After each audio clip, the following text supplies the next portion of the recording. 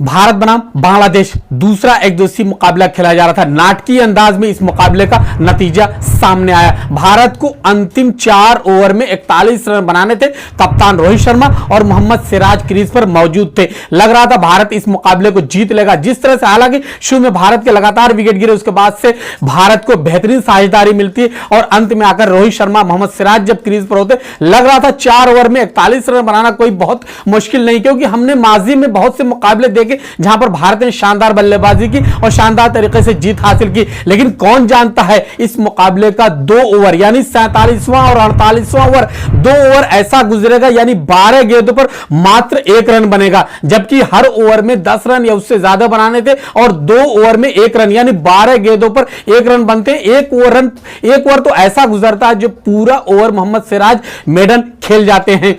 इसके बाद अंतिम 2 ओवर में यानी 49वें और 50वें ओवर में भारत को बनाने थे 40 रन। आपको याद होगा 4 ओवर में 41 रन, अब 2 ओवर में 40 रन भारत को बनाने थे। इसी 2 ओवर की कहानी सबसे पहले आपको बताऊंगा। इस ओवर की पहली गेंद जब लेकर आते हैं कौन, मोहम्मदुल्लाह, सामने होते हैं कौन खिलाड़ी, रोहित शर्मा। पहली गेंद पर छक्का लगाते हैं और दूसरी गेंद वाइड होती है, उस पर 3 रन बनते हैं। यानी पहली गेंद पर माना जाए 1 गेंद पर 9 रन भारत के खाते में आ चुके थे। भारत मानो वैज्ञानिक तौर से बांग्लादेश पर अब बढ़त बनाता हुआ नजर आ रहा था। उसके बाद दूसरी गेंद पर 2 रन बनते हैं, तीसरी गेंद पर 6 रन, फिर रोहित शर्मा बनाते हैं, ताबड़तोड़ रन बना रहे थे। लग रहा था भारत मुकाबले को अब अपनी तरफ खींच लेगा। उसके बाद चौथी गेंद पर 2 रन बनते, 5वीं गेंद आती 1 रन बनते, लेकिन छठी गेंद पर जब मोहम्मद सिराज सामने आते हैं तो वो आउट हो जाते हैं। यानी भारत ने इस 49वें ओवर में 20 रन बना लिए थे, सिराज आउट हो गए थे, 9 विकेट भारत के गिर चुके थे। अंतिम ओवर में भारत को जीत के लिए 20 रन बनाने थे। रोहित शर्मा क्रीज पर मौजूद थे, स्ट्राइक पर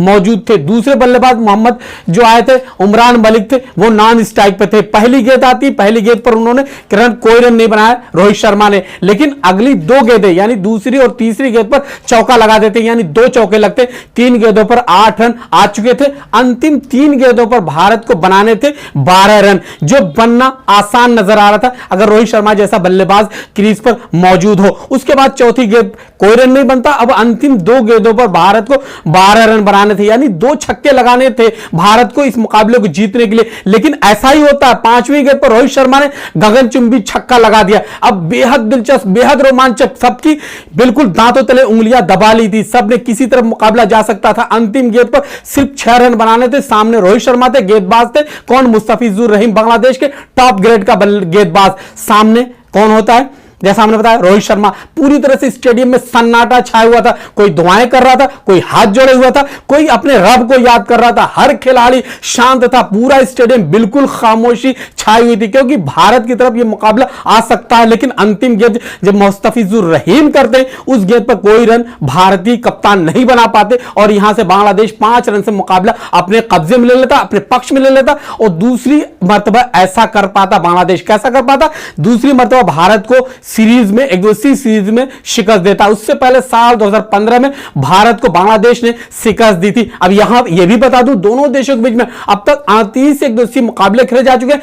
30 मुकाबले में भारत को जीत मिली, 8 मुकाबले जो हैं उस 8 मुकाबलों में जीत मिली है बांग्लादेश को। पिछला मुकाबला आपको याद होगा, पिछला मुकाबला भी भारत जीतते जीतते बिल्कुल हार गया था। उस मुकाबले के कौन थे, भारत के नजरिए से देखा जाए, भारत के नजरिए से खलनायक साबित होते मेहदी हसन मिराज। यहां पर इस मुकाबले में भी मेहदी हसन मिराज भारत के लिए खलनायक साबित हुए, हीरो साबित हुए बांग्लादेश के लिए मेहदी हसन मिराज। दोनों मुकाबले को जिताने में अहम किरदार अदा किया मेहदी हसन मिराज ने और दोनों मुकाबलों में मैन ऑफ द मैच होते हैं मेहदी हसन मिराज। पिछले मुकाबले में जिस तरह से बांग्लादेश बिल्कुल हार के मुहाने पर खड़ा हुआ था, लग रहा था यहां से बांग्लादेश अब कब जीत ही नहीं सकता, लेकिन मेहदी हसन मिराज ने जिस तरह की पारी के लिए, जिस तरह बल्लेबाजी की, भारत के मुंह से वो जीत जो थी वो खींचकर अपनी तरफ ले लिया था, भारत को शिकस्त मिली थी। इस मुकाबले में बांग्लादेश का एक वक्त इस तरह से हाल होता है कि बांग्लादेश के 6 विकेट जल्दी जल्दी 5 विकेट इस तरह से गिरते हैं, जिनको पतझड़ की तरह बांग्लादेश के विकेट गिरते रहते हैं और वहां से लगता है बांग्लादेश अब संभल नहीं पाएगा, लेकिन बांग्लादेश ने क्या खूब, क्या शानदार बल्लेबाजी की। 69 रन पर बांग्लादेश के 6 विकेट आउट हो गए थे, यानी बांग्लादेश की आधे से ज्यादा टीम पवेलियन लौट गई थी। लेकिन उसके बाद से 148 रन की एक ऐसी साझेदारी होती है। मेहदी हसन मिराज ने जिस तरह बल्लेबाजी की, मोहम्मदुल्लाह के बीच में 148 रन की जो साझेदारी की, उस साझेदारी ने पूरे मैच का, पूरे मुकाबले का, पूरे इस रुख जो है इस मुकाबले का बदल दिया था, पलट दिया था और बांग्लादेश इस मुकाबले में हावी हो गया था। यहां पर भारत की गेंदबाजी लचर साबित हुई। एक वक्त जब भारत ने 6 विकेट उनके आउट कर लिए थे, यहां से लग रहा था कि मुकाबला भारत के पक्ष में आ जाएगा, लेकिन जिस तरह से यहां पर भारतीय गेंदबाज नाकाम रहे, बांग्लादेशी बल्लेबाजों ने शानदार बल्लेबाजी की तारीफ करने की, बांग्लादेश की बेहद शानदार बल्लेबाजी की, बेहद शानदार, उनकी जितनी भी तारीफ की जाए कम है। उन्होंने मुकाबले को अपनी तरफ रुख मोड़ा और 271 रन तक अपनी टीम को ले गए, जो एक सम्मानजनक इस विकेट पर स्कोर कहा जा सकता है। 7 विकेट पर 271 रन बनाए 50 ओवर की बल्लेबाजी में, यानी जो पहला जो विकेट गिरा था उसके बाद से जब छठा विकेट गिरा 69 तक, वहां तक भारत पूरी तरह से हावी था, लेकिन उसके बाद से जो 7वां विकेट गिरता है, 217 पर 7वां विकेट गिरता है, यानी 148 रन की साझेदारी ने भारत की तरफ से मुकाबले को बांग्लादेश की तरफ ले लिया। और भारत की जब शुरुआत होती, कौन आता क्रीज पर, शुरुआत कौन करता? भारत की तरफ से शुरुआत करता वो बल्लेबाज जिसे भारत का वर्तमान में सबसे जबरदस्त बल्लेबाज कहा था, वो है विराट कोहली, साथ में होता है शिखर धवन, लेकिन कोई कुछ खास नहीं कर पाते हैं। तू चल मैं आता हूं, तू चल मैं आता हूं, इसी तरह से बल्लेबाज आगे बढ़े। पहला विकेट 7 पर गिर गया, विराट कोहली आउट होते, दूसरा विकेट 13 पर गिर गया, भारतीय टीम दबाव पे आई थी, लेकिन वहां से भी भारतीय टीम संभल नहीं पाती। भारत का तीसरा विकेट 39 पर, चौथा विकेट 65 पर आउट हुआ था। वहां से भारत लग रहा था अब मुकाबले में हथियार डाल चुका है, लेकिन वहां पर एक साझेदारी होती है, टीम आगे बढ़ती है और 172 तक 5वां विकेट जाता है, यानी 5वां विकेट भारत का 172 पर आउट हुआ था। श्रेयस अय्यर की तारीफ करनी होगी, जो लगातार पिछले कई मुकाबलों से शानदार परफॉर्म करने आते हैं, शानदार प्रदर्शन करते आ रहे हैं। इस मुकाबले में भी उन्होंने भारतीय टीम की कमान संभाली, भारतीय टीम की इज्जत रखने की कोशिश की और भारत को एक सम्मानजनक स्कोर की तरफ ले जाने में मदद की। रोहित शर्मा ने जैसा जबरदस्त बल्लेबाजी की, जैसा हमने बताया, उन्होंने 51 रन बनाए थे 28 गेंदों पर, अपना अर्धशतक उन्होंने 27 गेंदों पर लगाया था।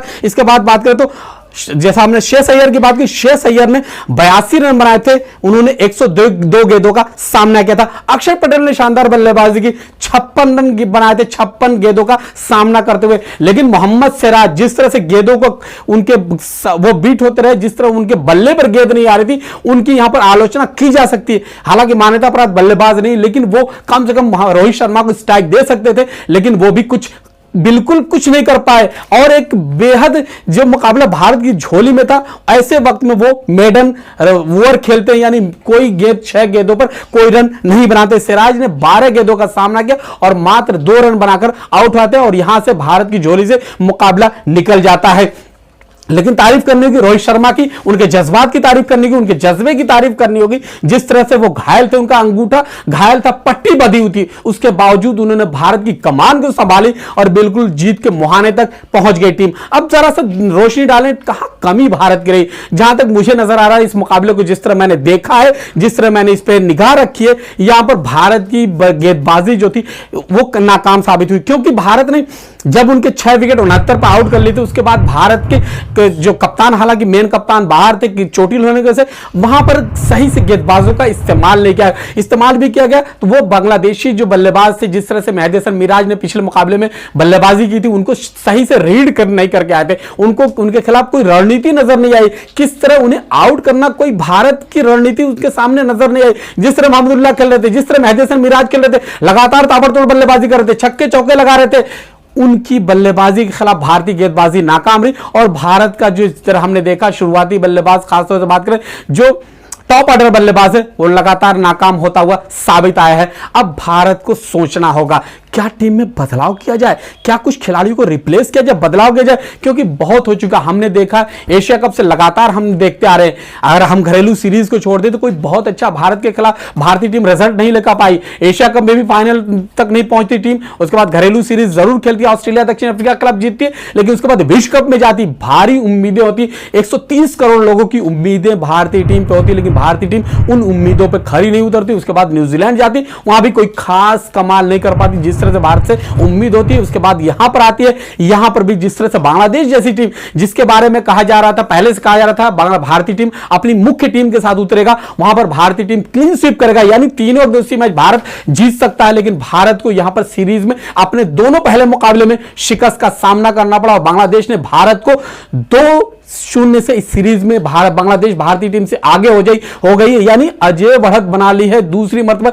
सीरीज अपने नाम कर ली। वो बांग्लादेश जिसे 30 मुकाबलों में भारत के खिलाफ शिकस्त मिली, वो दर पर दर लगातार जीत हासिल करता जा रहा है। कहां कमी है? सेलेक्टर को सोचना होगा, कोच को सोचना होगा, राहुल द्रविड़ क्या कर रहे हैं?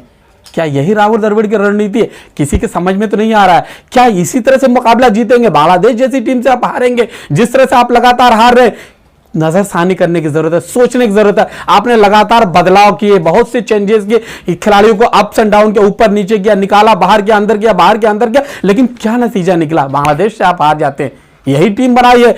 अगर इसी तरह की टीम रही तो हम किस मुकाबले किस तरह की उम्मीद कर सकते हैं, ये तो खुदा ही जाने। लेकिन फिलहाल ये कहते हुए मुझे शाहिद आजमी को अनुमति दीजिए। भारत ने जिस तरह पहला मुकाबला गंवाया, अपनी गलती से गंवाया, मुकाबला हाथ में था, वहां पर नाकाम होते भारतीय गेंदबाज, यहां पर भी भारतीय गेंदबाज नाकाम होते। यहां पर भारतीय बल्लेबाज जो मुख्य बल्लेबाज है, जिन्हें कह सकते हैं टॉप ऑर्डर के बल्लेबाज, मिडिल ऑर्डर के बल्लेबाज, वो नाकाम होते हैं। यहाँ केएल राहुल नाकाम होते हैं, यहाँ पर नाकाम होते हैं, विराट कोहली नाकाम होते हैं, शिखर धवन नाकाम होते हैं। ऐसे ऐसे भारत के बल्लेबाज अगर नाकाम होंगे बांग्लादेश के खिलाफ तो खुदा ही भला करे। फिलहाल मुझे शाहिद आजमी को कहते हुए अनुमति दीजिए। हमारी बातचीत, हमारी रिपोर्ट आपको पसंद आ रही तो हमारे चैनल को लाइक और सब्सक्राइब जरूर कीजिए। बहुत बहुत शुक्रिया, धन्यवाद।